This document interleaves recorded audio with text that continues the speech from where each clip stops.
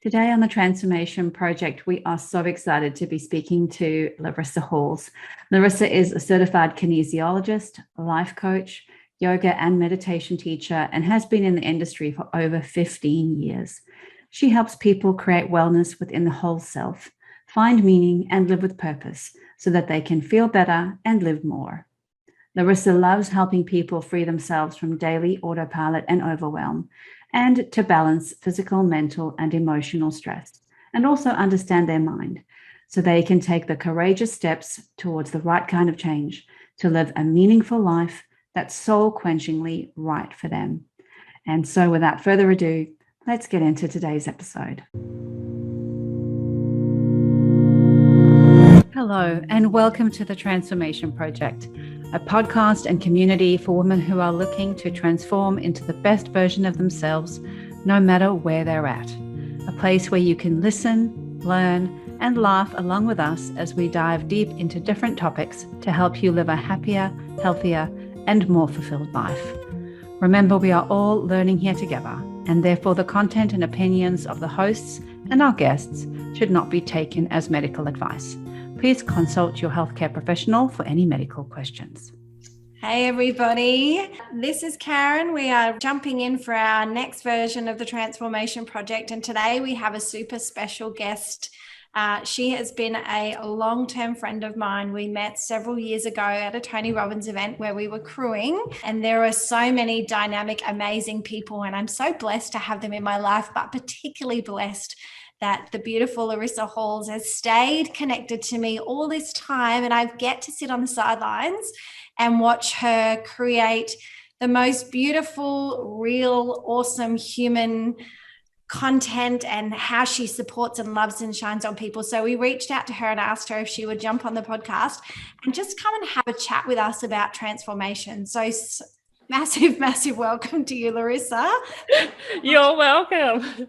Thank you. I just had my 4-year-old son come in and grab one of his monster trucks, even though I said don't come in the room. So very good timing. But thank you, Karen. Real life. Anyone say that? I'm like, what was it? A super special guest, not just a special guest. So thank you.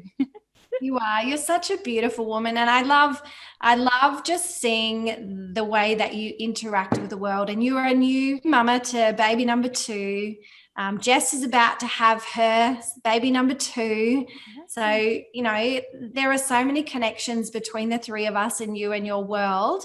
I guess just wanted to start with, obviously we're the Transformation Project, and transformation is part of what we want to do, and for ourselves, but also inspiring other people to transform and be their best version of themselves. So I guess you have a very long and beautiful story, but if you could share some of that with our listeners, that would be wonderful. So where do I start?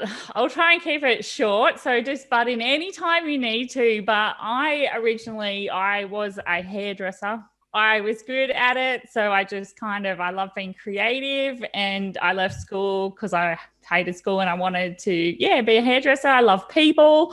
I love hanging out with women. I love chatting with women, and I did really well in the industry, but I always had this like little niggle, this isn't what you're meant to be doing. And I started a meditation. That's when I really started to connect with myself and kind of really listen to that little voice. And I think a lot of us ignore that little voice because we're like, what is that? Is that just me being lazy? You've had a bad day, you want to change and do something different, and you're like, am I just being a bit of a wuss because it's been challenging? But I ran my own salon when I think I was like 22. I bought a salon and had staff. And when I was 23, 24, oh God, it's all a haze. I think I was 24. I ended up being diagnosed with having a massive tumor in my head. One of my clients at the same time, this beautiful woman, Julie, she also had a tumor. It was in her leg. And we kind of become tumor twins. I'd see her a lot because she'd get her hair done and she had 3 kids and she lived down the road from my salon. It doesn't matter what age you are, you never expect something like that to happen. And I think rightly so, because you don't want to go around thinking, oh my God, I'm going to have a tumor one day. That's just how you shouldn't be thinking. It's not a tumor. Yeah. Like, Yeah. oh, I'm going to get a tumor, especially in my early 20s. But I went and had an operation, had to wait, I think, a week, and I found out that it was benign. So I ended up getting out of hospital, stayed in there for a week and recovering. And they actually went through, it was behind my left eye, an 8-hour operation. I had, oh God, I looked like I'd been beaten up, put it that way. And I did a lot of juicing, went vegetarian. It was kind of before that stuff was cool and like everybody did it. So when you're in hospital and you're just stuck in the bed, you have a lot of time to think. And I promised myself that I would listen to that little voice. This isn't what you're meant to be doing. And so I decided that everything I'd done up until that point had led me to this point, which isn't fun. Anybody who, well, I know Karen's, had to have a lot of treatments done lately. It's not fun being in hospital and, it's like giving up all control and all certainty, and you have no idea what's going on. So I thought, if every road lead me to this point, and I don't want this to happen again, then that means I have to change everything that I do. So I teach my clients there's only 2 things that you will create transformation or want to change your life over. The first one is the road to pleasure, like, oh, I want a better life. And the second one is to avoid pain. That's it. There's 2 reasons, like at its core. So it's like, are you kind of moving towards pleasure and away from pain? And I was just like, well, obviously that was a pain. And I thought I need to find out what it is that I really want to do. And I had read, you don't need to know the whole, I think it was in like a Chicken Soup for the Soul books. You don't need to know the whole story. It's just like, take the next step. So the headlights will only show you not the whole journey, but only like 3-4 meters in front of you. And I was someone who always wanted to travel. So I sold everything. I sold my business, which my clients, my parents, my friends were just mortified. And I can't believe you're doing this. And I'm like, oh, it's not your life. It's mine. Sold my business, broke up with my boyfriend, sold my car. And I actually went and spent a year in Canada and worked in a strip club. Not that that was my goal, but I just got a job, and I didn't know it said it was a show pub, and I thought, cool, it has shows and stuff. Anyways, that's beside the point. So my journey was interesting. So yeah, that was kind of my year where I wasn't being responsible, like all the things that I put on myself, that made you a good human. I'm saving money for the future. I'm a responsible person. I'm kind to everybody. Like all the things I thought you had to be, I wasn't when I was in Canada. I was kind, but I was also not, I suppose, to the boyfriend I had over there. No. And so while I was there talking about him, like I had quite a lot of epiphanies. Yeah, a lot of time to reflect. And I suppose I went down first the course of I wanted to help people in whatever way it was, but I didn't know the whole thing. So the first step I knew was to go and do something that I've always wanted to do, which was live overseas. And while I was over there, the lady my client, Julie, who had the tumor at the same time as me, she'd been given the all clear. Hers was cancerous, but they said they got it in time. And so we all, we were like tumor buddies. We had all our appointments and stuff, like all at the same time. Like they do all the follow-up. There's like obviously a set schedule. But unfortunately, while I was over there, she passed away. She went from, they said she's totally fine, to having cancer through her whole body. And I suppose it was quite interesting. My mum rang me one day and I said, I know Julie's dead. And she goes, what? I said, I had a dream last night. She come and said goodbye. And she's like, I'm ringing to tell you she died. And I just felt like like that could have been me, and it wasn't. And so I thought, I am allowed to live. I've never said that in those words before, but I was allowed to continue living my life. And so I decided that I was going to do something that I felt was meaningful, valuable, and made a difference because I could. I wasn't in her shoes. Yeah, so I come back and I was teaching at TAFE. I was teaching hairdressing and I hated it. I was like, oh man, so crap. I've done with this. And I got a job in a gym, and so that kind of started my health and fitness journey. I helped a lot of women. I become a personal trainer. I managed a couple of thermal gyms, and for a decade, I managed health and fitness facilities. I did a lot of coaching in health and fitness. And after having a lot of staff and like becoming a mentor to staff and having women crying in my office, like, how can I change? And like, because we used to do a lot of like food coaching and fitness coaching, I really wanted to dive a lot deeper into what it was within the like psychology, I suppose, human psychology or our mind, that I could help these women. Like they come, I'd see them and they'd be like, oh, I really want to change. I really need to lose weight. I really need to do this, that, the other. And they're so excited. And then the next week they'll be like, I ate a packet of Tim Tams. I just don't know. Like one minute I was driving home from work and I had to get petrol. And next minute I'm eating a packet of Tim Tams and I don't even know what, like triggered that. So I suppose that then led me on the journey of becoming a coach, like a life coach. So I did a lot like that's where I met Karen at Tony Robbins. So I did his courses.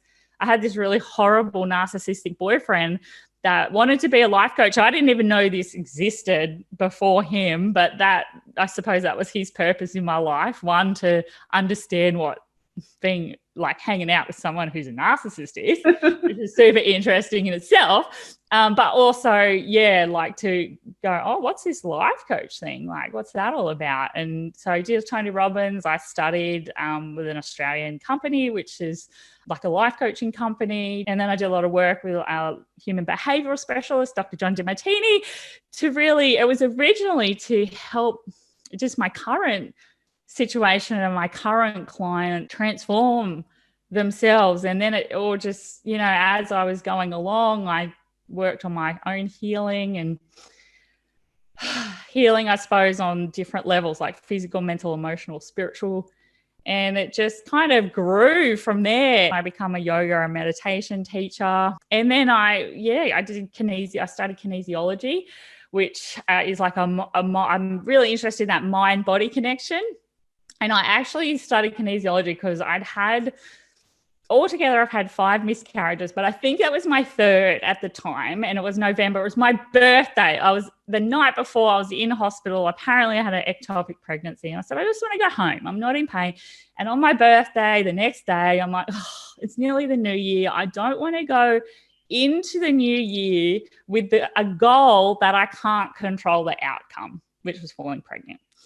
And so I'm like, I'll just study something else because I can kind of focus on that and control that. And so I kind of added kinesiology to my arsenal, I suppose, in helping people, because I do like that mind-body connection. And I suppose the transformation itself for me, like I believed like the tumor was one of the greatest blessings in my life. Like people go, oh my God, that's horrendous. Like you're 20, and I'm like, no, it wasn't horrendous. Well, maybe at the time, but it was one of the greatest blessings in my life because it allowed me to start asking questions and going, yeah, this is it. Like Julie's dead. Like I'm not, like this isn't a freaking dress rehearsal. Don't mind the cliche. It just isn't. What are we waiting for? And I realized through the women I coach, so many people have that niggling voice. This isn't what I'm meant to be doing, or I want to be doing this or that, but oh no, I can't do it. I'm hopeless. I don't know how.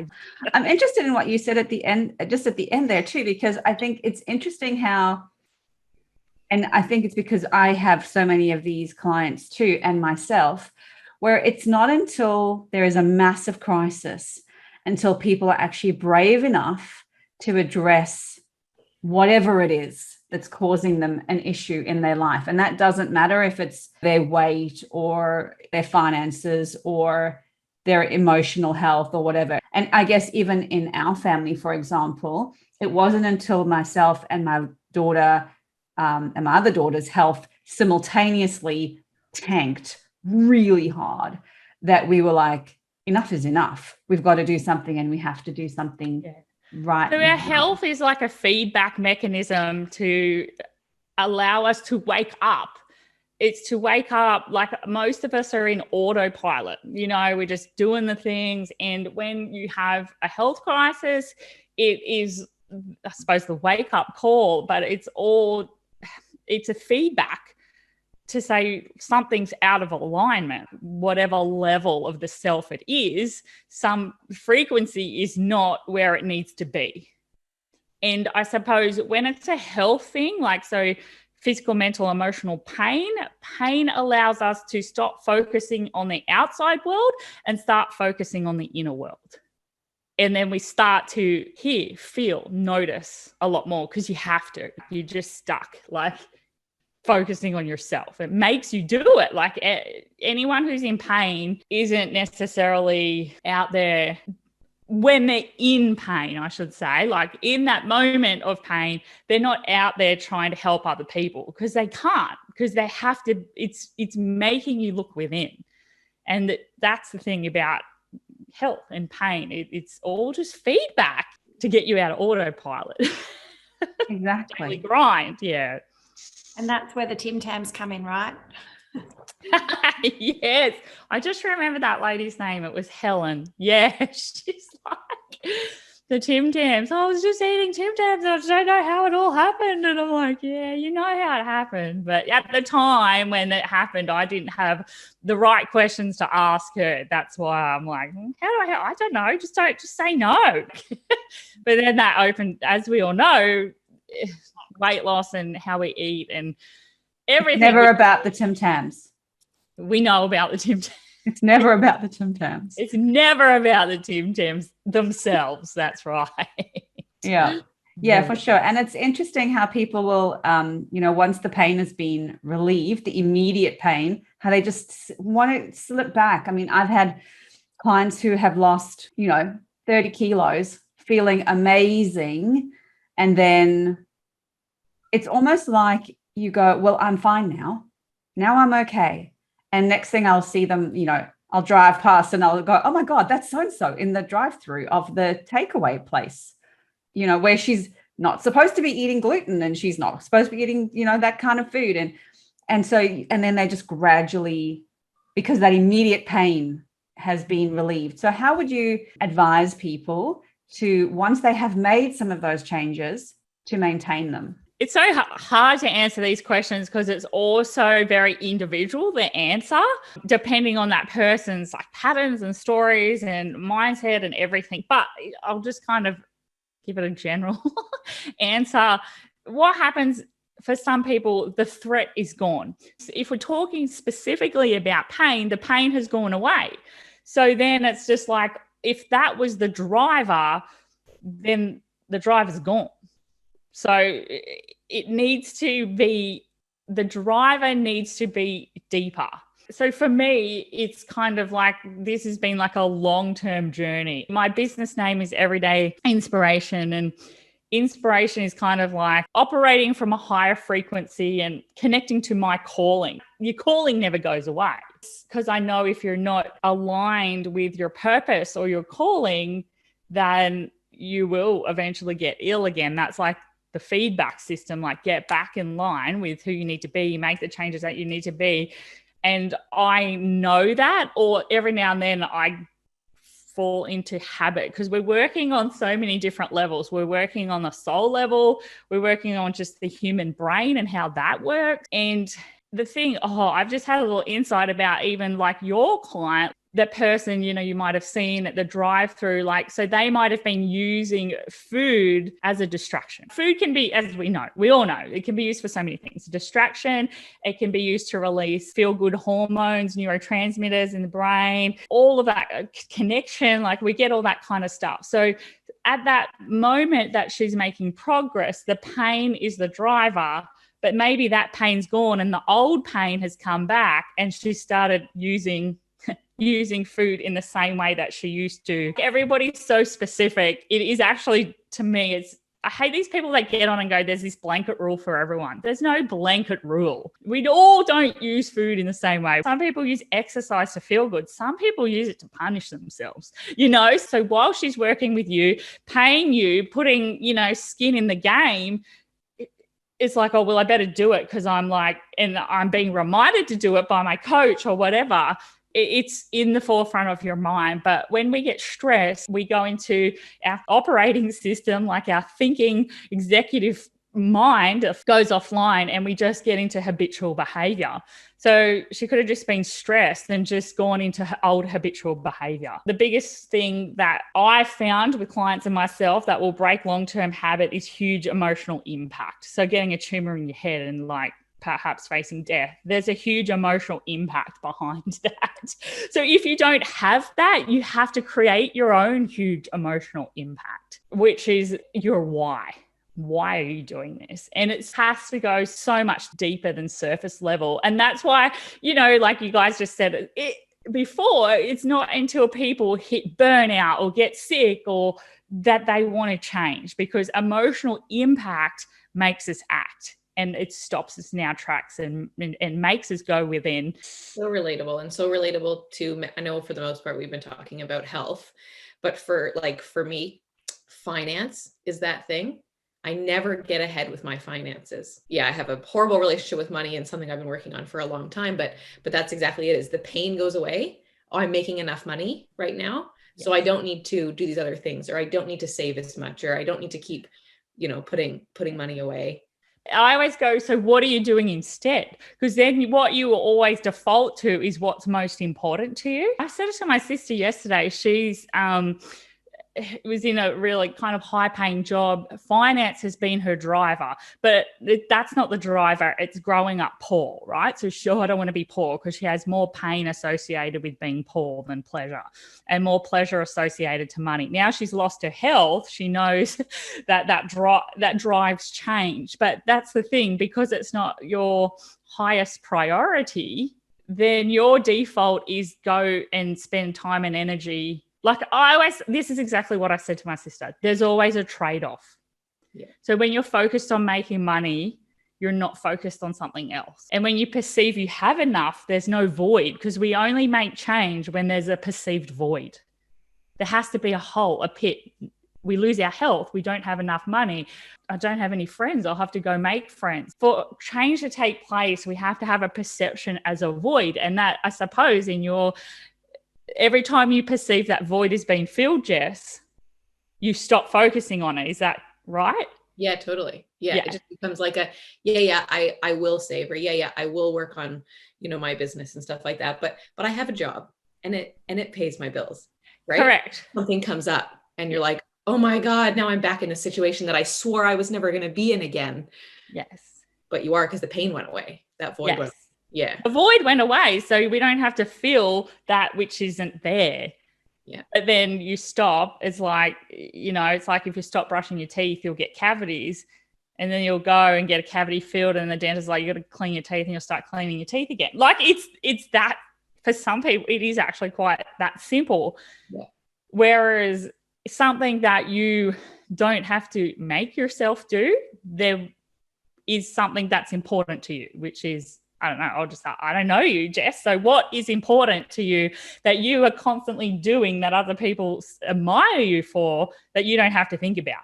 Yeah, for me, it's health. I don't have to think about working out. I don't have to think about eating healthy. That is like that's my biggest value. Always has been. Yeah.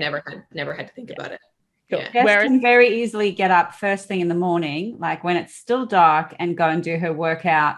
And she is currently 37 weeks pregnant. Yeah.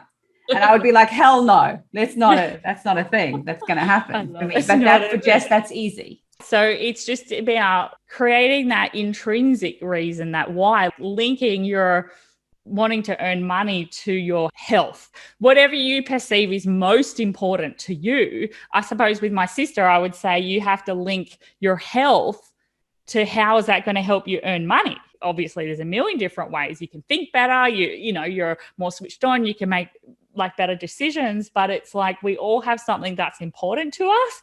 And when we try and make something else more important, it's always just going to fall away eventually. If you're not being reminded, if you filled the void, you're going to just always go back to your default highest value. And people admire Jess, no doubt. I could see you going, oh, she just gets up no matter what, so you're admired for that. This is where it comes to, we all have every trait. We all are motivated people. We all do this. It's just finding where you are. Because clients come to me and go, oh, I'm so not this, I'm so not that. And I'm like, yes, you are, but where are you? Like, what area of your life? One client, her goal was to gain confidence. And I met her at a wedding, and the first thing I thought was, this girl is so confident. And I started laughing. I'm like, you're coming to me? Someone who met you at a wedding. And my perception was, she's really confident and you're coming to me because you're not confident. And so she ended up, I said, you're asking yourself the wrong question. It's like, where do you perceive yourself not confident? You got to get specific, because I said there's areas of your life that you are confident. Like, we're not missing anything. They're just in an area of our life that we're not recognizing, or it comes so naturally to us, we don't think that it's any big deal. She reckons she didn't know. She couldn't answer my question. So her homework was, she made up her own homework. She went and asked people, where am I confident? She come back with this huge list of things that people perceive to have been confident. She goes, I just do that. So we don't even think. When it comes to the self, we already have everything. It's just, what new area do you want to tap your already confidence, your motivation, your focus? What new area do you want to move that to? That's all it is. You're not gaining anything. It's just recognizing where you already have the thing, and then going, okay, now I want to focus it in this area instead of that area. That's why people do. They think, oh, I'm not good enough. Well, at what? So many women just have these blanket terms like, I'm not confident. Let's start recognize what we already have and start setting a new standard in a different area of our lives. And we talk about standard, like Jess's standard is, I get up, rain, hail or shine, 38 weeks pregnant or not, and I go for a walk, run, whatever it is you do. That's your standard. When you don't do that, Jess, how do you feel? Yeah, horrible. It's part of me. Like, so it just, I wouldn't be able to have a good day. Yes. Yeah. Or as good of a day as I think I could have. Cool. So that's your standard. Like, I do this because, I wouldn't have a good day if I didn't get up and do it. Like, that's pretty motivated. Whereas so your standard is, I need to exercise. Transformation is setting a new standard and not taking no for an answer. So I said to Karen, it sounds so lame. I mean, that's why I'm saying this and laughing, because the other night I just had this weird dream, and I woke up saying, okay, tell me if you remember the John West ad on TV.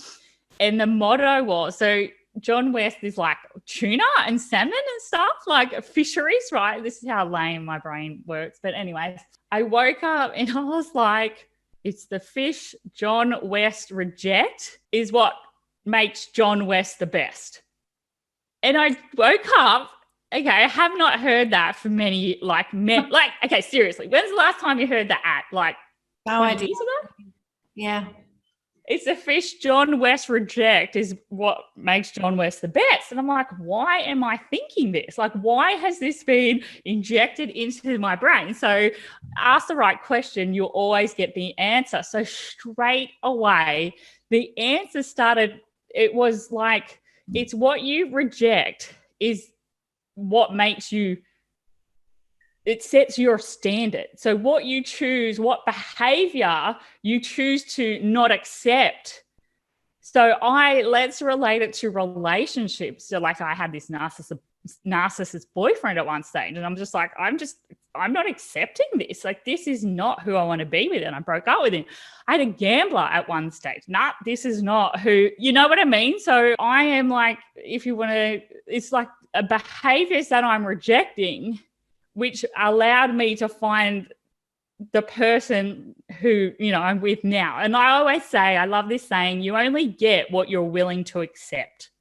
So transformation is just a process of raising your standard in one or many areas of your life and not accepting your own behavior or anyone else's that is under that standard. Who do I want to be? And what behaviors does that person display? How do they think, feel, and act, and reject everything else? That's really interesting, because one of our other mentors says something similar, is like, behave as if you're the person you would love to be. And you already that ideal higher self. I was saying before, you already, and I go one step further, because people go, I don't do that, I'm not that. I will say, where do you already behave like that? Where do you already not have to be reminded to do the thing? Where do you already save? So Jess perceives herself not saving, like saving for a while, but not saving. Like you're investing and you're building up worth. Where are you already investing and building up worth that you don't have to be reminded to do it?